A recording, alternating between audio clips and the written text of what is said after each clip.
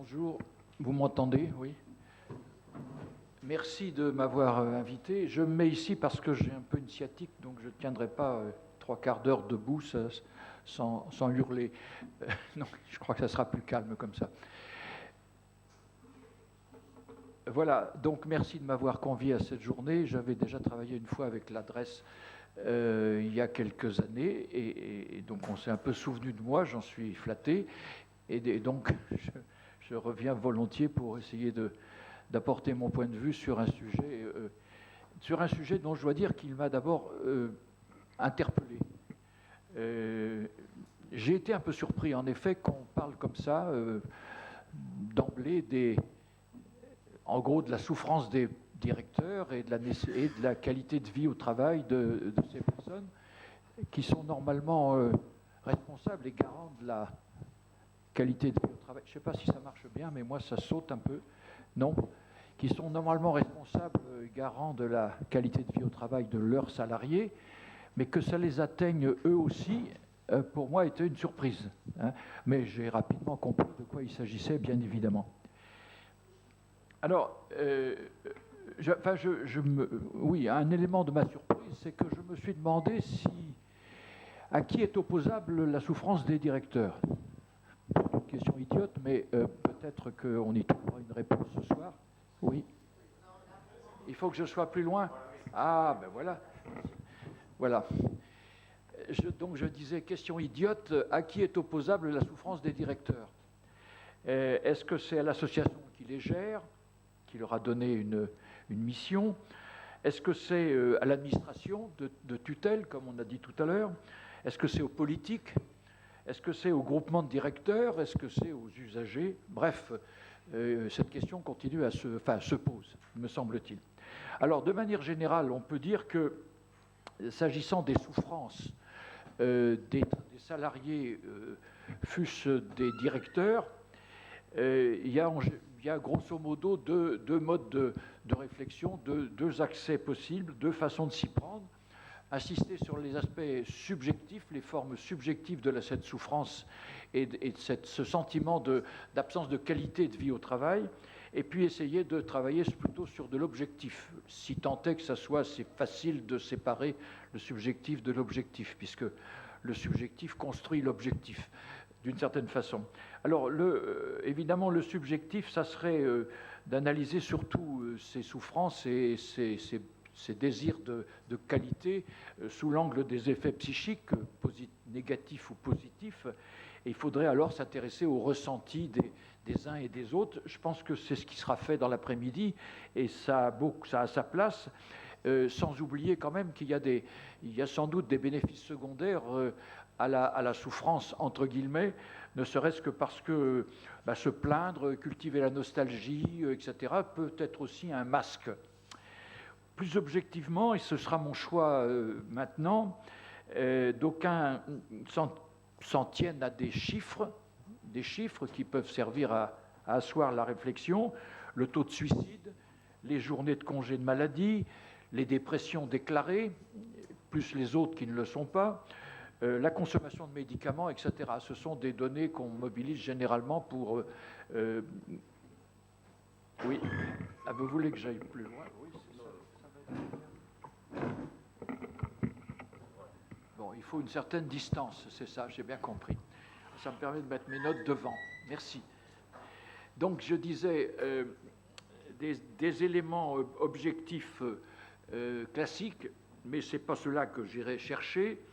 Et je m'interrogerai davantage sur l'historicité de ces problèmes, parce que je fais surtout de la sociologie historique. On a dit sociologue, mais c'est un peu court. Je fais surtout de la sociologie historique. Alors, je ne me suis pas présenté, mais je vais peut-être le faire un tout petit peu pour vous expliquer d'où je parle. Ce n'est pas une manie, mais ça fait partie quand même de ce que je vous dois. Donc, je m'interrogerai davantage sur l'historicité de ces phénomènes et sur les conditions externes, volontairement, qui semblent les avoir entraînés. Voilà. Alors, je me présente en 2 mots. J'aurais dû commencer par ça, mais je suis parti tout de suite dans mon propos. Donc, je suis Michel Chauvière et je suis, on peut dire, d'un côté, un ancien compagnon de route, un vieux compagnon de route. Voilà, je suis vieux déjà, mais mon compagnonnage aussi est vieux, du travail social et de ce secteur. Même si j'y ai peu travaillé directement, et je n'ai jamais été directeur de quoi que ce soit dans ce secteur. Par contre, je suis devenu assez tôt, c'est-à-dire dès les années 75, 76, suite à un licenciement mérité, mais qui m'a été utile, parce qu'à l'époque, ce n'était pas la même situation qu'aujourd'hui, un licenciement d'un centre de formation. Je suis devenu chercheur. Je suis devenu chercheur parce que j'avais envie de comprendre des choses qui étaient difficiles à comprendre dans ce secteur, notamment autour de la question de la naissance du métier d'éducateur et de l'ensemble de ce qu'on a appelé longtemps le secteur de l'enfance inadaptée. Voilà, j'en ai fait ma thèse et ensuite je suis rentré au CNRS et j'y suis resté jusqu'à ces dernières années où je suis encore émérite aujourd'hui parce que, évidemment, j'ai atteint l'âge de sortir. Voilà, j'y suis resté toutes ces années-là en gardant un intérêt permanent pour les questions du champ social, considéré sous l'angle des politiques sociales, l'action sociale, sous l'angle des professionnels et de la professionnalisation. Alors, il n'y a pas que les éducateurs, il y a bien d'autres phénomènes de ce genre. Et puis, sous l'angle aussi des usagers, si tant est que ce terme soit acceptable, je vous dirai ce que j'en pense tout à l'heure. Mais enfin, les bénéficiaires, hein, disons les bénéficiaires pour aller vite. Alors, pour revenir à mon sujet, j'ai 3 hypothèses à vous proposer. La première, c'est que la souffrance des directeurs serait fortement surdéterminée par la place qu'ils occupent dans la division du travail et plus largement dans les rapports sociaux. Place particulière, dont on dit quelquefois d'ailleurs qu'elle est une place d'exception. Il y a eu des ouvrages faits sur ce thème il y a quelque temps. Par hypothèse encore, son apparition semble correspondre à un moment historique, celui de l'inflexion gestionnaire, d'esprit néolibéral, dans la vie des établissements et des services, mais aussi synchroniquement dans la conduite de l'action publique. Et par hypothèse encore, ça sera ma troisième, c'est cette nouvelle situation qui entraînerait un sentiment de perte de sens ou de doctrine, on peut utiliser peut-être les deux termes, quant au travail lui-même et quant aux formes de légitimation et d'encadrement de ce travail, qu'il s'agisse du droit social, des institutions, des savoirs, de la clinique, etc. Avec des effets variables, très certainement, selon la force des convictions individuelles, selon le capital social et cognitif de chacun, les formes d'organisation collective pour résister et continuer d'innover tout à la fois. Alors, dans cette perspective, il faut donc essayer de se centrer, ça sera mon choix, de se centrer sur l'évolution des conditions de possibilité et l'évolution de la signification de cet exercice particulier qui est le directeur. Pour cela, on s'appuiera d'abord sur une esquisse de typologie des directeurs du secteur social, avant d'examiner, en les détaillant un peu plus, les tendances et contre-tendances les plus pesantes aujourd'hui, de façon à essayer de comprendre, de mieux comprendre pourquoi les directeurs les subissent. Voilà, vous aborderez ensuite, évidemment, la question importante, comment les directeurs, dans leurs institutions, les abordent, les reçoivent, les vivent. Alors, l'hétérogénéité du groupe social des directeurs. Les situations sont assez différentes selon que l'on a affaire à de petites institutions, de taille humaine, où la notion de communauté de travail garde tout son sens avec une direction, disons, organique. Je suis moi-même, d'ailleurs, administrateur dans une association de ce type, reconnue et appréciée par l'ARS dans la région parisienne, mais qui va disparaître par suite d'une fusion-absorption. Et c'est évidemment un destin connu par un certain nombre. Alors, selon qu'on a affaire à une petite institution ou bien que l'on a affaire à une holding associative ou autre statut juridique équivalent, les fondations par exemple, organisée beaucoup plus verticalement comme une entreprise, où les problèmes de stratégie de développement et de gestion des ressources humaines a pris le dessus, obligeant de nouvelles pratiques de direction, ce qu'on appelle couramment le management. A fortiori, évidemment, dans le secteur lucratif, on n'en parle pas ici, mais il faut quand même le mentionner parce qu'il est là, puisqu'il progresse dans certains domaines beaucoup plus exposés à ce risque, avec l'arrivée d'un nouveau pouvoir, au-delà des administrateurs, le pouvoir des actionnaires. On a vu ça dans les EHPAD, dans le tiers des EHPAD publics, lucratifs aujourd'hui, Corian et compagnie. Alors, dans le manuel de direction en action sociale et médico-sociale, dirigé par Francis Batifoulier et réédité en 2019, j'ai proposé un classement des types de directeurs en 2 grands ensembles que je vais reprendre ici en ne donnant que les titres. Donc ça servira de métaphore, d'introduction un peu métaphorique. Vous y retrouvez ou pas. Cette option est certainement discutable, mais je continue de penser qu'elle reste un peu pertinente. Alors, dans un premier groupe, j'avais rangé, qualifié les directeurs concernés de la façon suivante. Le directeur en majesté, je ne commande pas, hein, le directeur charismatique, le directeur technicien, le directeur clinicien et le directeur par défaut. Le mot part de lui-même. Dans le second groupe, j'avais distingué au contraire le directeur simplement gestionnaire, le directeur incubateur, ça fait moderne évidemment, le directeur politique, le directeur ingénieur réseau, et puis le directeur général, chef d'entreprise, développeur. Alors on peut discuter très longuement de cette espèce de classement un peu superficiel, un peu rapide, mais je le propose tout de même parce que c'est pour un peu montrer la diversité.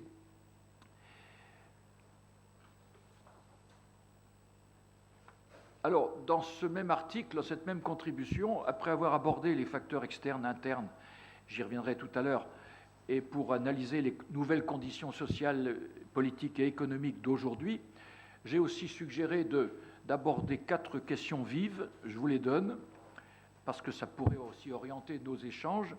D'une part, la question du rapport entre le vertical et l'horizontal dans le fonctionnement des organisations. Ensuite, la question de l'évaluation, alors je l'ai qualifiée de 3e directeur.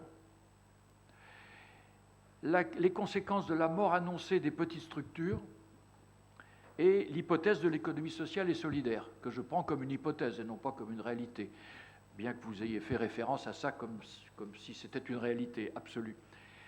Alors, quelles sont donc ces mutations politico-économiques qui affectent tout particulièrement les directeurs? En France, alors il faut faire un peu d'histoire, je vais en faire un peu. En France, après les espoirs déçus de la courte période Questio, vous en rappelez certainement pour la plupart, 1981-1982, marquée par la création d'une structure inédite jusque-là, rien de moins qu'un ministère d'État chargé de la solidarité nationale, ce qui est un ancrage très très fort.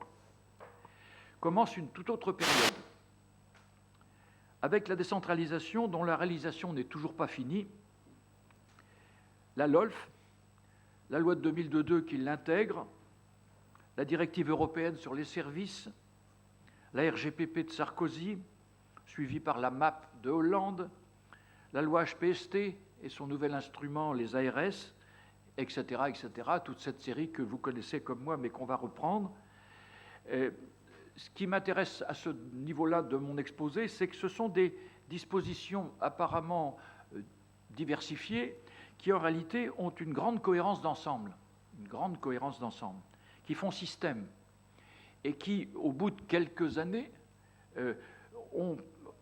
obligent à reconnaître qu'elles bousculent tout le paysage social. Tout le paysage social.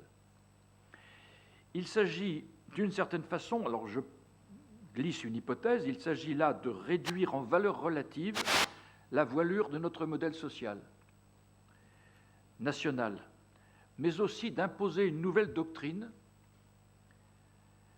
sans du reste jamais la présenter comme telle, mais seulement comme une simple rationalisation et modernisation, sous le prétexte qu'on peut également discuter du manque de moyens financiers face à la croissance des besoins sociaux. En réalité, toutes ces mutations cachent assez mal l'adoption par les élites politiques et administratives françaises d'une vision beaucoup moins solidaire et même moins social du social.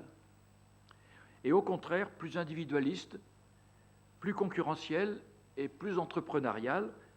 C'est tout ce que je voudrais essayer de détailler devant vous. Alors, il y a d'abord un recul doctrinal. Désormais, il n'y a plus guère de pilotage central, ni de doctrine, ni de travail théorique pour rappeler de quoi il s'agit. Dans les années 75-78, alors je retourne un peu plus loin en arrière, nous avions vu apparaître un secrétariat d'État à l'action sociale et toutes sortes d'initiatives porteuses à l'époque d'espoir, d'unité, de cohérence. J'ouvre la parenthèse, création des IRTS, les lois cadres 75 sur le handicap et sur les institutions, je passe aussi très vite, des publications diverses, et ce point est tout à fait important, avec des controverses sur le fond, je pense à la fameuse question du contrôle social, et puis aussi du débat public avec, par exemple, l'effet très, très, très positif du numéro de la revue Esprit de 1972 qui titrait « Pourquoi le travail social ?» C'était une première. Hein, ça n'avait jamais été une question publique. Ça le devenait. Alors, le problème, c'est que cette orientation politique prometteuse a rapidement perdu de son terrain dès l'époque Giscard-Barre, dès la fin de l'époque Giscard, donc Giscard-Barre, tout particulièrement lorsque M. Raymond Barre a imposé des flux tendus un peu partout, modèle économique d'abord, hein, un flux tendu, et commandé aussi une série de rapports. On a rappelé le rapport du Bedou, mais je rappelle aussi le rapport Bianco-Lamy, qui n'était en réalité que déjà une étude de RCB, c'est-à-dire de rationalisation des choix budgétaires, sans le dire. Donc ça a été vendu avec un autre accompagnement, mais c'était bien une étude de RCB. Aujourd'hui, la DGAS, et à travers elle l'unité de l'action sociale et du travail social, a politiquement disparu. Je dis bien politiquement disparu, au profit de différentes agences, et vous les avez vus apparaître comme moi récemment, la NAP, la NESM qui a disparu, qui a été reprise par la Haute Autorité de Santé, les ARS, bien évidemment, ne laissant la place qu'à une administration résiduelle, dite d'ailleurs de cohésion sociale. Et ça, je suis bien placé pour savoir que c'est une catégorie vide, totalement vide, mais euro-compatible. C'est-à-dire que là, les 27 États membres pouvaient s'entendre sur une idée minimale de cohésion sociale. Voilà. Et je le dis comme ça parce qu'il y a eu des groupes de travail pour essayer de mettre du contenu à la notion vide de cohésion sociale. C'est quand même assez impressionnant. Et j'y ai participé une fois. Le tout sans réel poids économique opposable à Bercy, c'est-à-dire au ministère de l'économie et des finances. Alors, elle survit toutefois, cette notion d'action sociale, et dans le Code de l'action sociale et des familles, qui est contemporain aussi de cette période, puisqu'il apparaît en 2000-2001. Que dire de la décentralisation du social ? La première puis la seconde décentralisation se sont caractérisées par différents transferts de blocs de compétences.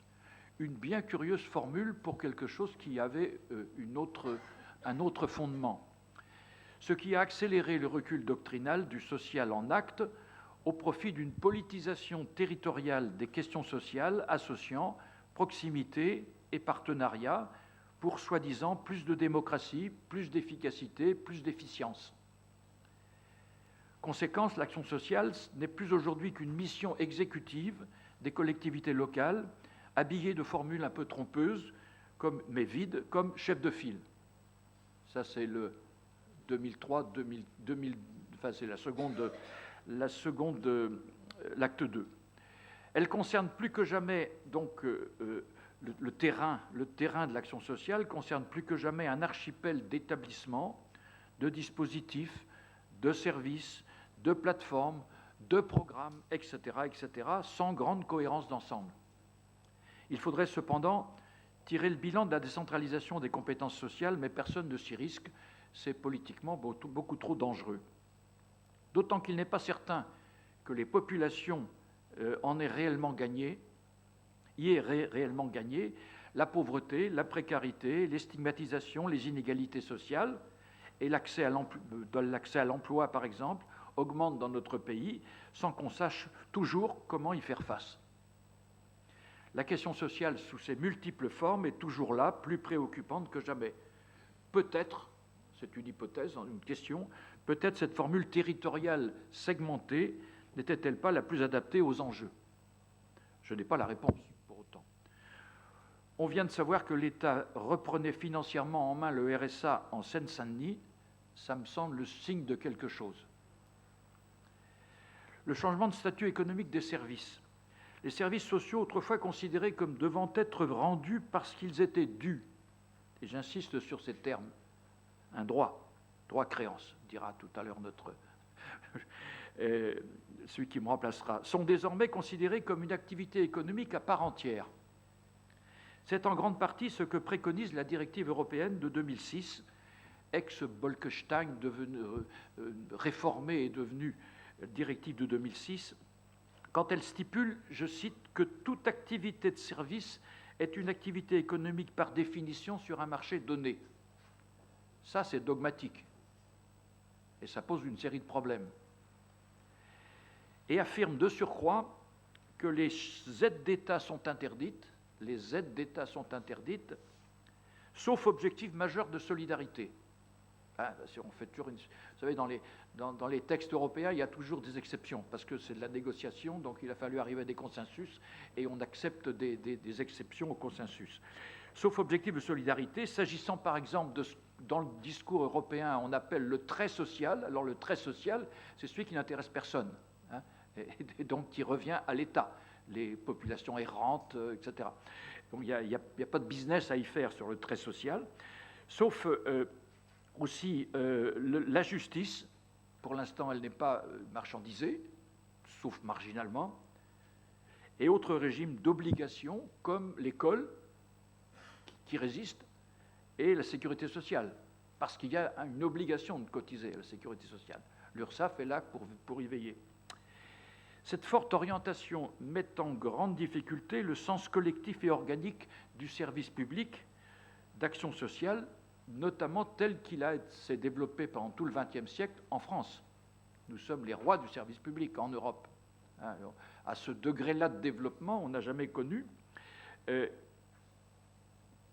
les conditions exigibles, juridiques, financières, institutionnelles, pour sa réalisation, notamment par les associations délégataires. J'y reviendrai tout à l'heure, c'est aussi une des caractéristiques françaises, c'est que l'esprit de service public a essaimé du côté des associations qui étaient bénéficiaires de délégations. Dans le même temps, elle légitime évidemment toutes sortes d'outils socio-techniques de plus en plus intrusifs, lesquels cadenassent les pratiques collectives et les métiers dédiés.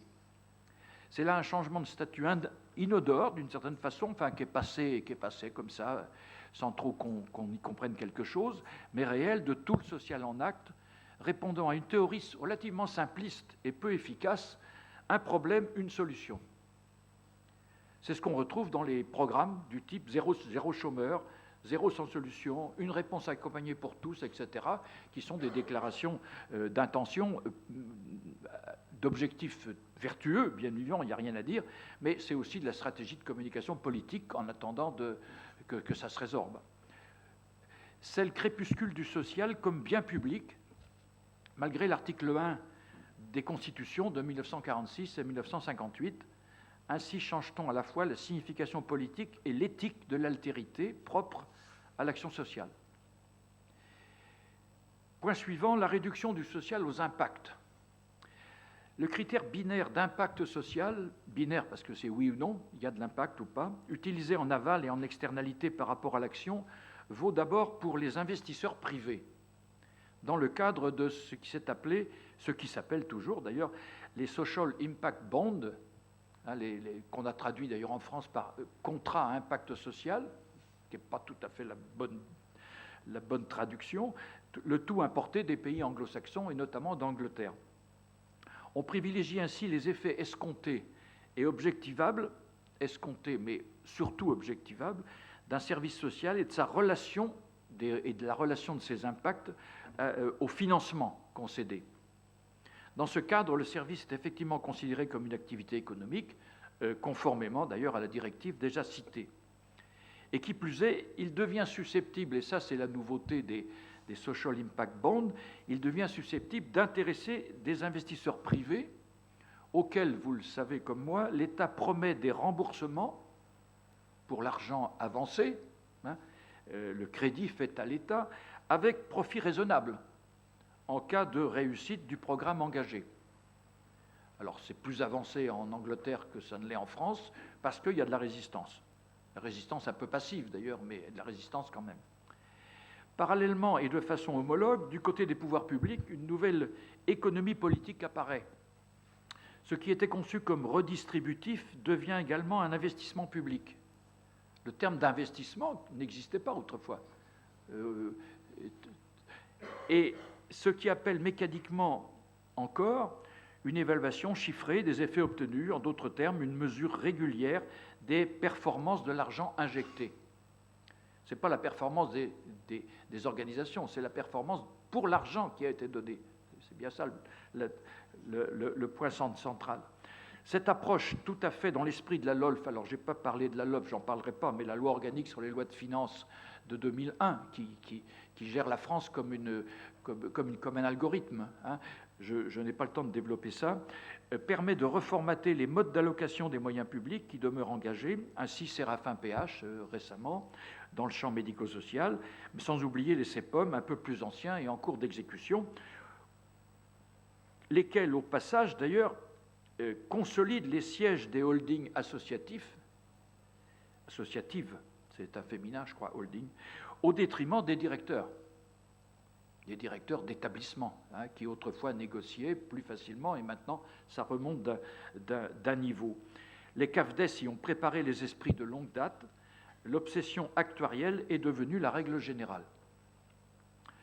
Donc, y compris du côté des investisseurs privés et de l'État, lui-même devenant un investissement, lui procédant à des investissements, ou tout du moins considérant que l'argent qu'il redistribue, qu'il alloue, est un investissement. C'est bien ça le changement idéologique.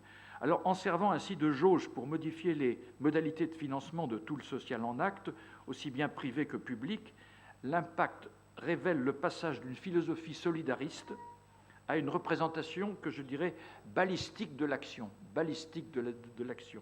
On parle d'ailleurs de plus en plus d'intervention sociale. Alors, c'est plus large que travail social, mais ça veut dire autre chose que travail social. Dans travail social, il y a effectivement le mot travail, qui est un mot d'une grande force pour dire de quoi il s'agit.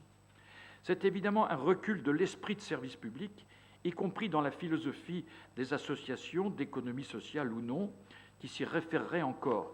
Il faut croire que dans tout le social d'hier, la solidarité socialisée obligatoire, donc la Sécu entre autres, les cotisations, faisait depuis longtemps trop obstacle à l'extension du marché et à la concurrence libre et non faussée.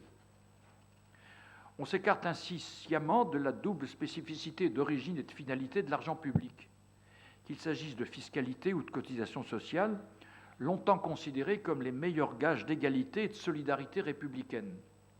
Si d'autres sources de financement sont tout de même nécessaires, pourquoi pas? Elles auraient dû rester additionnelles, sans profit possible, ni contrepartie exigible. Conséquence encore, on observe, par effet d'entraînement, une réduction de la part légitime des métiers, voire même une lente déprofessionnalisation. Le travail social pourrait ne plus être demain que l'activité banale d'un bataillon d'intervenants peu qualifiés sous pression évaluative permanente, devenant une main-d'œuvre plus que des professionnels qualifiés. C'est à mon avis une perte d'efficacité, mais aussi une perte d'authenticité. J'insiste sur ce point parce qu'il est assez fondamental. Il y a de l'authenticité dans le travail social. Ça s'étend aux directeurs. Quand je dis ça, j'englobe aussi les directeurs. Alors tout cela, me semble-t-il, vu la place d'exception qu'ils occupent, les directeurs sont les premiers à le ressentir et à en souffrir pour eux-mêmes et pour leurs équipes. 2 points encore, la crise de la délégation.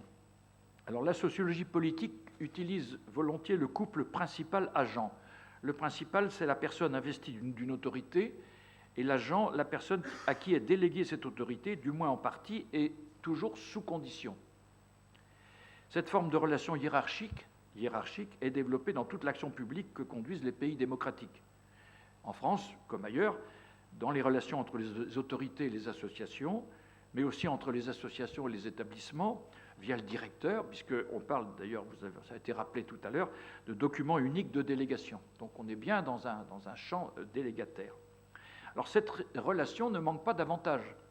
C'est ce que soulignent aussi les travaux de sociologie politique, la spécialisation des tâches, une économie de moyens, le renforcement de l'efficacité, etc.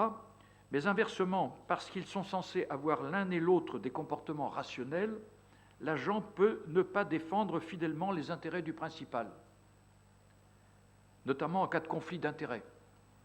De son côté, le principal peut aussi être en situation d'incertitude sur le type de politique à mener et sur l'évolution des rapports de force,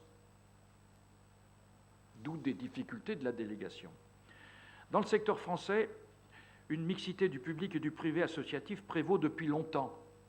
Dans les débuts de l'État social, les gouvernements ont consciemment délégué la mise en œuvre de certaines politiques publiques, notamment dans le secteur social, à des associations de gestion et financé tant, les pouvoirs publics ont financé tant le service rendu que parfois l'œuvre elle-même. On parlait même de mission de service public. Je ne sais pas vous rappeler de cette formule qui a perdu de son sens un peu, mais qui a été utilisée à la fois du côté des administrations et des associations. Malgré de nombreux conflits, cette solution permettait le partage d'une culture de l'intérêt général et des abondements financiers garantis d'origine publique, budget de l'État, des collectivités ou organismes sociaux. Pourtant, à la fin des années 90, cette orientation a fait protester vigoureusement le patronat lucratif, c'est presque d'ailleurs une redondance que de dire patronat lucratif, qui voyait là une concurrence déloyale organisé par l'État lui-même. Et il a gagné, spécialement avec les EHPAD. Conséquence, depuis 2 décennies, une nouvelle économie des transferts d'autorité et de moyens s'est imposée à l'action publique d'orientation sociale. Dans les échanges toujours plus nombreux avec les autorités publiques, le style a changé. Il faut savoir se vendre, toujours négocier, toujours argumenter, toujours rendre des comptes. L'État devient le client parce qu'il achète certaines prestations. La délégation entre désormais dans le cadre commun des conventions, structurées par les flux financiers plus que par les projets. Ça ressemble un peu au qui paye décide de la décentralisation. Tant et si bien que la vie associative connaît des difficultés de survie importantes. Concurrent des associations, le privé lucratif progresse dans certains domaines. Moult start-up inventent et vendent des dispositifs de soi-disant bien-être, qui vient concurrencer sans régulation. Depuis le plan Borloo de 2004, sous le label Service à la personne, on a créé et ouvert au marché un segment d'activité historiquement associative, combinant utilité sociale, rentabilité et pépinière d'emplois locaux de faible qualification. Tous embauchent plutôt des précaires. Les ASH de la semaine dernière titraient même « risque d'ubérisation ». Je ne suis pas le seul à le penser, c'est repris dans les ASH il y a une semaine, sans même un point d'interrogation, ce qui est plus fort encore, à propos des plateformes de services qui semblent en effet préférer les auto-entrepreneurs aux salariés protégés par des conventions collectives et qui facturent, bien évidemment. La politique des usagers signe aussi la fin de la philosophie du social. L'existence d'usagers est ancienne. Ce n'est pas une invention de la loi de 2002, je vous rassure. J'ai travaillé sur le sujet, ça remonte, c'est aussi important que les politiques sociales. C'est aussi loin que ça commence avec les politiques sociales. Il y a toujours eu de problèmes pour celui qui est à l'autre bout, du côté qui reçoit. Alors, je pense aux parents d'élèves, je pense aux groupements de malades, je pense aux groupements de locataires des logements sociaux, je pense aux mouvements familiaux qui datent aussi d'un siècle, à l'UNAPI dans le secteur médico-social, etc., etc. Il y a beaucoup de groupements d'usagers non reconnus comme tels parce qu'ils n'avaient pas besoin de ce terme pour jouer, pour s'activer, pour développer des revendications, et ils en ont obtenu pas mal. Je pense aux mouvements familiaux, par exemple, avant que cette catégorie ne soit promue au devant de la scène au tournant des années 2000. Et c'est cette promotion soudaine et tardive qu'il faudrait évidemment interroger davantage. Elle se situe aujourd'hui, de mon point de vue, entre ayant droit et clientélisme. entre progrès démocratique, parce qu'il y a du débat, et c'est utile, et idéologie marchande. Autrement dit, il y a du marchand derrière l'usager, il y a du client derrière l'usager. C'est encore une fois un mode de légitimation par l'aval, quand notre socle social institutionnel procède, lui, en grande partie de la solidarité nationale en amont, comme ardente obligation, ainsi que le rappelait l'article 1 de la loi de 1975 en faveur des personnes handicapées. À sa façon, l'usager fait donc disparaître la catégorie, je trouve, la plus significative, c'est l'ayant droit, qui rappelle qu'il s'agit d'un droit. D'abord, le droit n'est pas acquis en raison du service, mais le droit est antérieur au service. Cette évolution se nourrit également de l'individualisation généralisée, comme au travers des parcours individuels, du consumérisme ambiant avec des plateformes pour simplement répondre à des besoins étalonnés au lieu et en place des institutions, lieux de vie et autres formules de ce genre. Peut-être tout cela sera-t-il suivi demain par des enquêtes de satisfaction après fourniture de ce type de service social, marchand ou non. On voit déjà cela dans l'information continue, devenue un marché ouvert depuis peu de temps. Les OPCA remplacés par des OPCO. Alors, être directeur encore dans ces conditions. Aujourd'hui, 70 à 80% des associations gestionnaires support du travail social d'hier sont le nombre des associations, les 70, sont fortement réduits en nombre par disparition, fusion, absorption et différents types de groupements. C'était annoncé. Qu'on voulait réduire les 36 000. Alors, le chiffre est un chiffre qui n'est jamais fondé réellement, mais c'est un chiffre magique. En France, il y a 36 000 fromages, 36 000 communes, il y avait 36 000 associations. Il fallait, à un moment donné, on disait qu'elles se réduisent à quelques milliers. Donc, c'est en train de se faire, ça continue. Alors, au risque que, et rien que par leur taille, les plus grosses organisations, les plus grosses boîtes, pour parler un peu vulgairement, s'orientent inévitablement vers une activité d'entreprise productive, obligeant tous leurs délégués à la gestion des ressources humaines autant qu'à la gestion des ressources financières. Leurs sièges, avec leurs différents nouveaux directeurs, sont en effet mieux armés pour répondre aux appels d'offres, s'adapter aux créneaux porteurs, servir d'interlocuteur à la nouvelle administration par agence, pendant que les CEPOM et Séraphin PH régulent les financements financiers publics. Dans ces conditions externes, on peut craindre que les directeurs ne soient de plus en plus souvent que les points de passage obligés par délégation pour l'effectivité des nouvelles normes. Tarification, bonne gestion, performance, évaluation, respect des usagers, satisfaction des clients, etc. Voir les VRP des institutions déléguant à leur tour à un chef de service, ça a été dit tout à l'heure mais je le reprends, la partie animation.